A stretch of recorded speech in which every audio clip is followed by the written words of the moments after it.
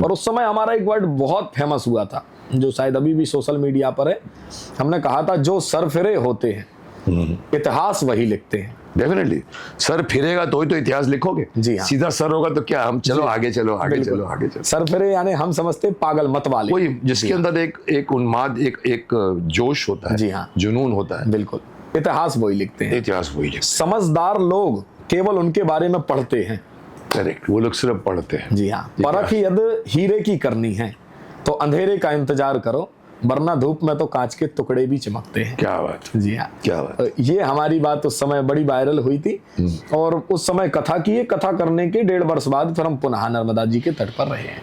तो तब से लेकर के 2022 तक ज्यादातर हमारा सफर जो रहा नर्मदा के तट पर, कोई स्थान नहीं, कोई कमरा नहीं। मतलब वो भी ऐसा नहीं कि बंजारों की तरफ चलते रहते। बस यही, अभी भी वही स्थिति है। जी हाँ, अब थोड़ा सा ठिकाना ऐसा हो गया, पहले ऊपर छत नहीं होता था, अब थोड़ा छत मिलने लगा है। नहीं करना तो पड़ेगा, मतलब आपको कहीं ना कहीं सेटल तो होना ही पड़ेगा। जी, कोई ये आध्यात्मिकता की ये बहुत बड़ी बात है। मैं भी पढ़ता रहता हूँ आजकल कि आध्यात्मिकता को या अपने यहाँ पर आत्मा को पहचानने के लिए हिमालय जाने की जरूरत नहीं है। जी हाँ, आप घर बैठे बैठे गृहस्थ आश्रम में भी, हमारे यहाँ पर लाड़ी माशी जी बोलते हैं, गृहस्थ में रहकर उन्होंने योगी पुरुष बने। जी, तो उसके लिए एक अलग जगह चाहिए, वो जरूरी नहीं कि हिमालय पे जाओ। जी हाँ। तो आप जो ठीक बोल रहे हैं कि छत मिले न मिले, बट एंड में एक छत में बना के भी रह सकते हैं। हाँ, ये भी हो सकता है।